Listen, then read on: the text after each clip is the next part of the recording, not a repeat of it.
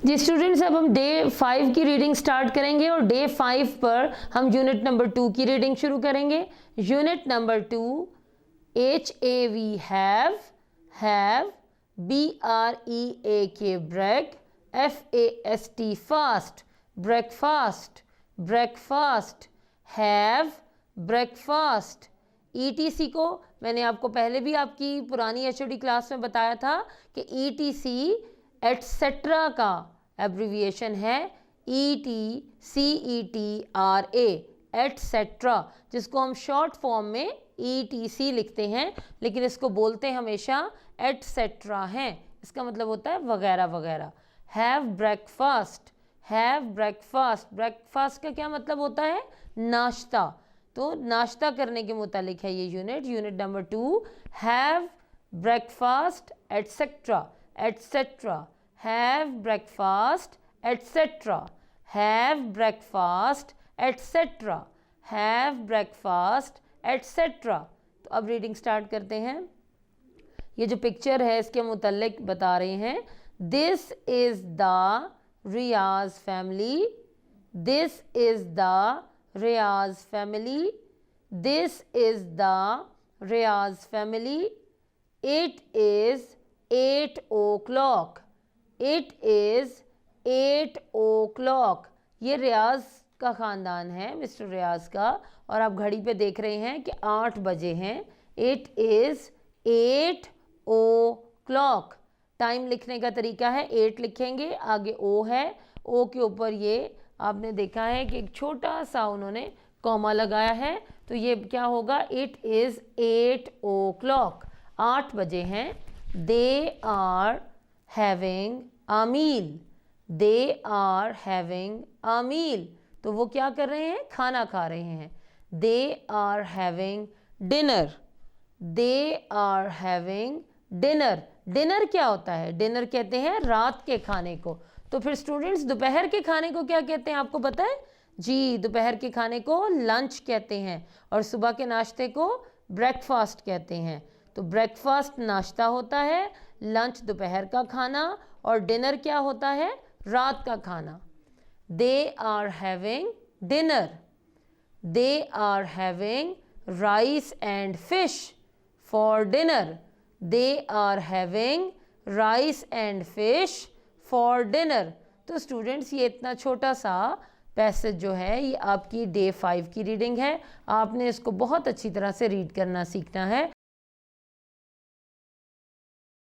मे भी आपने ऑड और इवन नंबर की प्रैक्टिस करनी है। मैं एक दफ़ा आपको समझा देती हूँ, ये आप खुद कीजिएगा कि देखें, complete the number grade and colour the odd number. यानी आप पहले कंप्लीट करें, यानी 1 2 3 नहीं लिखा हुआ, 3 लिखें, 4 5, यहाँ 100 तक नंबर सारे लिखें इसके अंदर। ये आपने 100 तक गिनती कंप्लीट करनी है। और इसके बाद जो ऑड नंबर ग्रीन कलर से और इवन नंबर जो है वो रेड कलर से आपने उसको कलर करना है। ऑड नंबर किस कलर से? ग्रीन कलर से, और इवन नंबर रेड कलर से कलर कर दीजिएगा। ये आपकी एक्सरसाइज की प्रैक्टिस है और आपने इसे खुद करना है। जैसे ये 1 जो है ये इवन नंबर है, तो इसका मतलब है कि 1 के साथ ये सारे 1 ऑड नंबर है, तो 1 और ये सारे के सारे डिजिट सारे ऑड नंबर्स हैं। तो ये सारे आपने किससे कलर करने हैं? ये सारे आपने ऑड नंबर ग्रीन से कलर करने हैं, ठीक है। और इसके बाद 2 इवन नंबर है, तो ये सारे इवन नंबर होंगे, तो ये आपने रेड से कलर करने हैं। इस तरह ये सारे ऑड नंबर्स हैं, एक ऑड है और फिर इवन है, ठीक है। तो ये ग्रीन से और फिर अगली लाइन रेड से, इस तरह आपने ये सारी लाइन जो है ये आपकी कलर हो जाएगी। Look at the following pattern of odd and even numbers and complete the sequence to 100। Sequence खत्म कंप्लीट करना है। देखें बेटा, जब आप इसे कंप्लीट कर लेंगी तो इवन नंबर कौन से होते हैं? मैंने आपको बताया था कि इसको लिखने का आसान तरीका ये है कि आप एक छोड़ के एक लिखते चले जाएं। अगर आपको 2 का टेबल आगे तक नहीं आता तो 2 पे डिवाइड होते हैं ना। तो हम देखें 2 4 6 7 ने लिखा, 8 9 ने लिखा, 10 11 ने लिखा, 12 14 16 18 20 22 24, ये सारे के सारे मैंने 100 तक लिख दिए हैं। ये भी आप पहले खुद कीजिएगा, फिर यहाँ से कॉपी कर लीजिएगा। देखिए आप कितने जो हैं वो आपने किए हैं। तो ये जो है आपको खुद ब खुद समझ आ जाएगी कि ये हमने कैसे करने हैं। नीचे देखें ऑड नंबर भी इसी तरह, यानी जो आपने यहाँ नहीं लिखे 1, 3, 5, 7, 9, 11, 13, 15, 17, तो ये 99 तक लिख दिए गए हैं। तो ये दोनों, how many even numbers did you right, तो 50 इवन नंबर्स होते हैं और 50 ही ऑड नंबर्स होते हैं। तो ये 100 वाला हमारा पैटर्न कंप्लीट हो जाता है। तो ये हम आपके सामने आ रही है, आपने इसको यहाँ से देखकर डे 5 में कॉपी कर लेना है। अब डे 5 में अगले 3 अशार याद कीजिए और उसे लिखिए, पढ़िए। एक दिन आए कोहे सफ़ा पर, एक दिन आए कोहे सफ़ा पर। कोहे सफ़ा एक पहाड़ है जो कि मक्का में खाना काबा के पास है। एक दिन आए कोहे सफ़ा पर, बोले फिर लोगों को बुलाकर, बोले फिर लोगों को बुलाकर, लोगों मेरी बात को मानो, लोगों मेरी बात को मानो, रब को अपने तुम पहचानो, रब को अपने तुम पहचानो। झूठ है क्या और क्या सच्चाई, झूठ है क्या और क्या सच्चाई, क्या है बुराई क्या अच्छाई, क्या है बुराई क्या अच्छाई। ये 3 अशार हैं जो डे 5 में आपने याद करने हैं और इनको लिखना भी है। अब हम आते हैं डे 5 की तरफ। डे 5 में पढ़ें, he also made all the animals, birds and all other living things, and all other living things, यानी उसने जानवर, परिंदे और दूसरी सारी जानदार चीज़ें बनाई। Allah has made the daytime for us to do our work and the night for us to sleep. Allah has made the daytime for us to do our work, and the night for us to sleep. यानी उसने हमें दिन का वक्त हमें दिया काम करने के लिए और रात आराम करने के लिए बनाई। He created created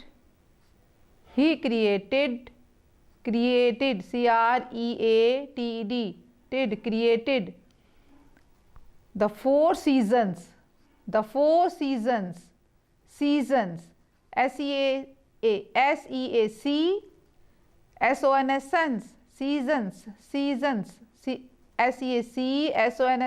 seasons. He created the 4 seasons.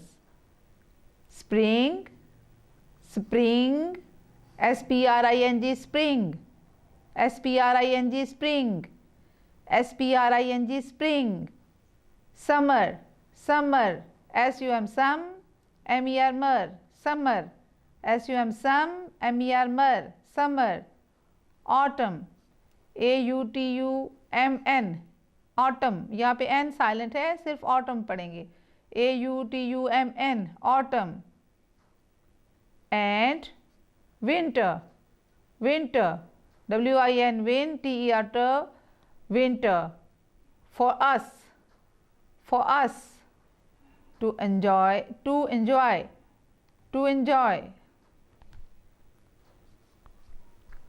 यानी अल्लाह ने हमें 4 सीज़न दिए, जिसमें जो कि स्प्रिंग है, बहार, गर्मी, ख़ज़ां और सर्दी के मौसम, ताकि हम उसको एंजॉय कर सकें।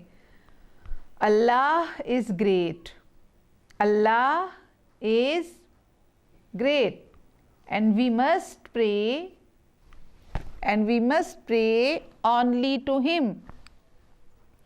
only to him, Allah has given Allah has given us life. यानी अल्लाह बहुत अजीम है, हमें उसकी इबादत करनी चाहिए और उसने हमें ज़िंदगी दी. Allah has given us life. He is our lord and master. He is our lord and master. Lord and master. And we are his servants. His servants. Servants. servants. Servants. अल्लाह ही हमारा मालिक है और हम सब उसके बंदे हैं. We must obey him. We must obey him. हमें उसकी फरमाबरदारी करनी चाहिए. He has blessed. ये blessed की सेकंड फॉर्म है. BLESS bless होता है. BLES bless, SED said blessed us with our parents to love and care for us. उसने हमें वालिदैन की नेमत दी ताकि हम उनसे मोहब्बत करें और उनकी केयर करें. He has provided provided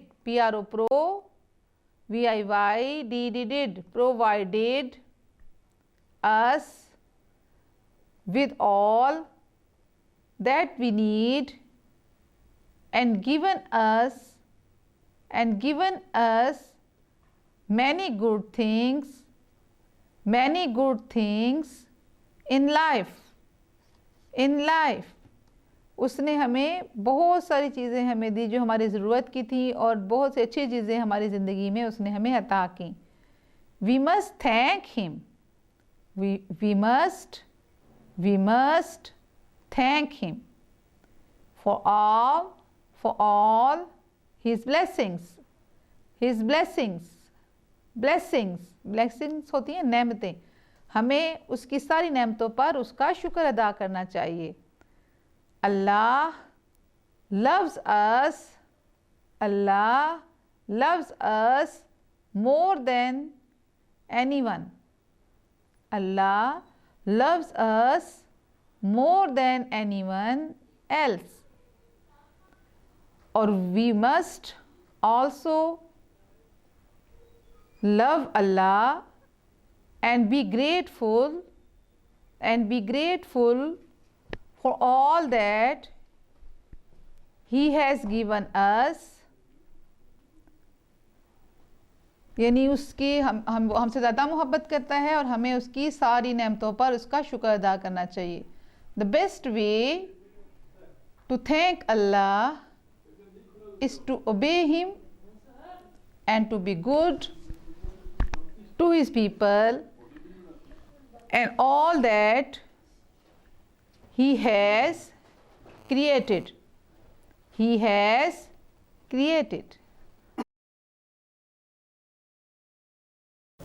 students, day 5 पर हम मज़ीद 2 सिस्टम्स पढ़ेंगे, द डाइजेस्टिव सिस्टम और द सर्कुलेटरी सिस्टम. अब ये क्या होते हैं? पहला है the digestive system. Digestive system क्या है? ये डाइजेस्टिव सिस्टम जो कि हमारा निज़ामे इन्हिज़ाम होता है. द स्टमक, ये क्या वर्ड है?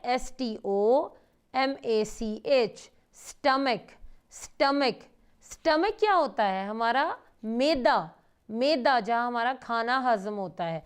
बाज़ लोग इसको मैदा बोलते हैं जो कि बिल्कुल गलत है. मैदा तो वो फ्लोर होता है, फ्लावर, जिससे आपके घर में समोसे भी बनते होंगे. तो ये स्टमक है, स्टमक. और कुछ लोग इसको स्टमच बोलते हैं. दोनों गलत हैं.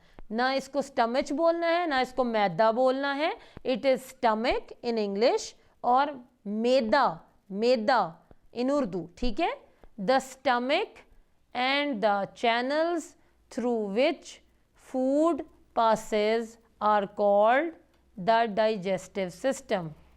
The stomach and the channels through which food passes are called the digestive system.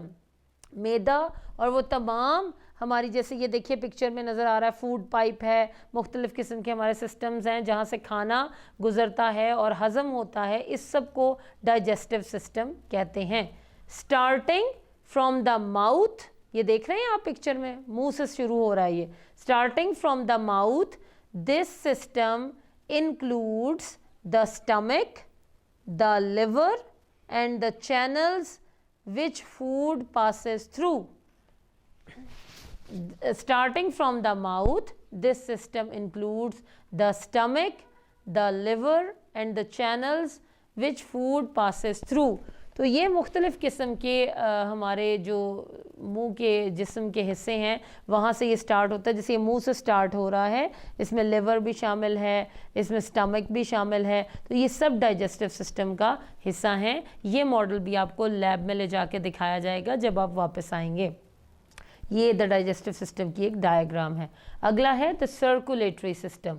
Circulatory system, the circulatory system. अब देखते हैं कि सर्कुलेटरी सिस्टम क्या है. Blood is pumped by the heart to all parts of the body. Blood is pumped by the heart to all parts of the body. The blood circulates around the body through veins and arteries. हमारी पूरी body में जो blood है वो heart के ज़रिए जाता है, हार्ट के पंप करने की वजह से जाता है. और ये जो ब्लड है ये हमारी बॉडी में वेन्स और आर्टरीज़ के ज़रिए मुख्तलिफ़ तरह से जाता है. These along with the heart make up the circulatory system. यानी वेन्स, आर्टरीज़ और ब्लड, ये सारा सिस्टम जो है ये हार्ट के साथ मिलकर सर्कुलेटरी सिस्टम बनाता है. Blood is pumped by the heart to all parts of the body. The blood circulates around the body through veins and arteries. These, along with the heart, make up the circulatory system. ये heart है. Heart क्या होता है? दिल. ये circulatory system की एक diagram है. अगला सिस्टम है the respiratory system. The respiratory system. Respiratory system, सांस लेने का जो हमारा सिस्टम है. The respiratory system, the respiratory system consists of the nose, windpipe and lungs. The respiratory system consists of the nose, windpipe and lungs. Air is pulled into and pushed out of the body by this system. In the lungs, oxygen is absorbed into the body. In the lungs, oxygen is absorbed into the body. तो respiratory system किन चीज़ों पर बना होता है ये देखिए.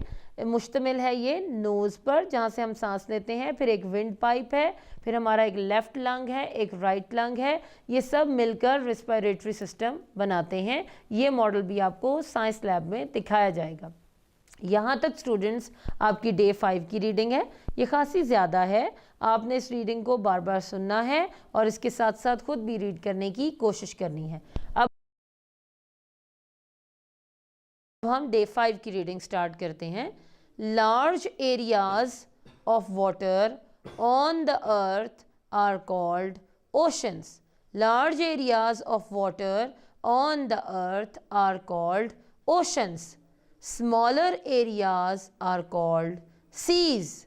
पानी के जो बड़े बड़े ज़ख़ीरे होते हैं जिसमें समंदर भी शामिल हैं, और ये समंदर आप कह सकते हैं कि सीज़ ये दो तरह के हैं, एक ओशंस हैं और एक सीज़ हैं. सीज़ छोटे हैं और ओशंस बहुत बड़े हैं. Sea water is salty. Some parts of the ocean are very deep. There are waves on the surface of the oceans and seas. The water in the sea is always moving about. समंदर का पानी हमेशा हरकत में रहता है. These movements are called currents. Currents यानी ये जो पानी की लहरें हैं इनको currents बोलते हैं. When there is a storm at sea, STORM, storm, इसका मतलब है तूफान.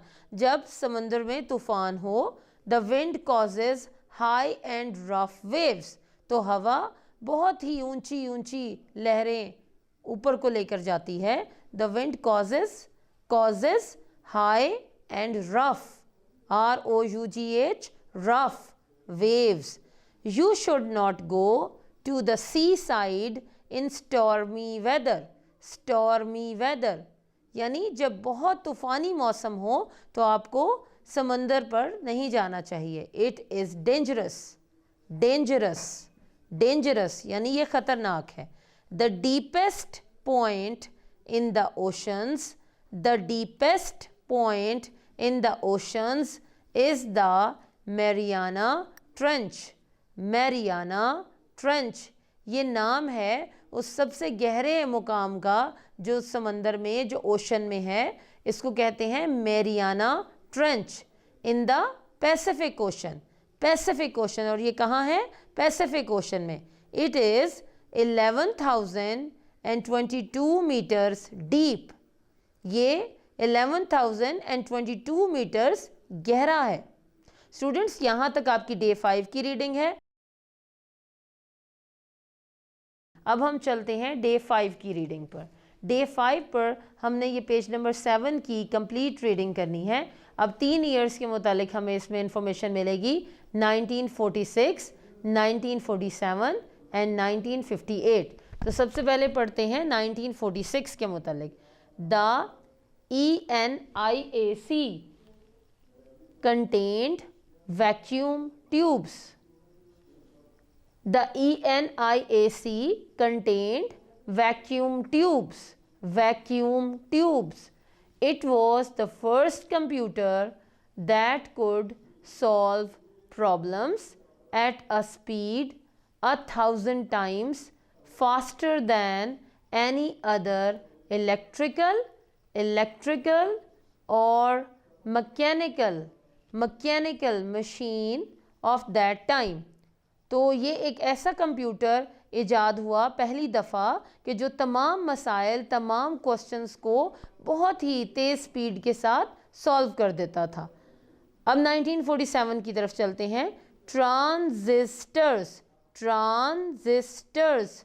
Transistors were invented. Transistors invent हुए, इजाद हुए during the 1950s. Computers were made with transistors and they became smaller and faster. They also produced less heat and were more reliable. Reliable यानी काबिल भरोसा. ट्रांजिस्टर्स इजाद हुए और 1950 की दहाई में बहुत से छोटे और तेज़ कंप्यूटर्स इजाद हुए जो कि जल्दी मसाइल को हल करते थे और ये गर्म भी कम होते थे और बहुत ज़्यादा इन पर भरोसा किया जा सकता था. ये पायदार थे. द यूनिवैक या UNIVAC, UNIVAC universal automatic computer. Universal automatic computer. Universal automatic computer was built for the United States Census Bureau. The United States Census Bureau. तो यूनाइटेड स्टेट्स सेंसस ब्यूरो ने एक कंप्यूटर बनाया जो कि UNIVAC या universal automatic computer कहलाता था. अब 1958 की तरफ चलते हैं. The integrated circuit was invented. The integrated circuit was invented. It was first used by the United States Air Force in 1961 to create computers using silicon chips। तो ये सबसे पहले 1961 में अमेरिका यानी यूनाइटेड स्टेट्स की एयर फोर्स ने इस्तेमाल किए थे, और ये बहुत ही नई इजाद थी उस दौर में। और इसमें सिलिकॉन चिप्स लगती थी जो कि मुख्तलिफ़ किस्म के जंगी बातों को पता करने के लिए उसमें लगाई जाती थी और इस्तेमाल होती थी। The electronic hand held computer, I think इसको कैंसिल कर दें, ये 1958 वाले बता दीजिए जी। 1958 में the integrated circuit was invented। The integrated circuit was invented। It was first used by the 1958 में the integrated circuit was invented। It was first used by the United States Air Force in 1961 to create computers using silicon chips। The electronic handheld calculator too was built with an integrated circuit। The electronic handheld calculator too was built with an integrated circuit। तो students, इस page तक आपकी day 5 की reading complete हुई। अब आप इसको बहुत अच्छी तरह से सुनिए और बार बार रीड कीजिए। अब हम चलते हैं डे 6 की तरफ।